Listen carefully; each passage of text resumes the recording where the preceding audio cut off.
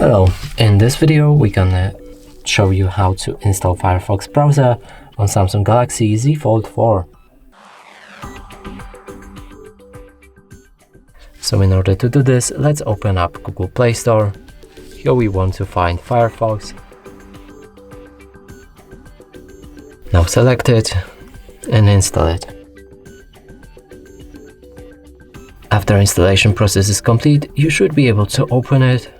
From here you can customize it, so pick a theme, your toolbar placement, change always on privacy settings, synchronize Firefox between other devices by signing up. You can also read the privacy notice, click on start browsing, open any website, and as you can see it works perfectly. And that's it for this video. Hope you like it. Please consider subscribing to our channel, leave a like and a comment below.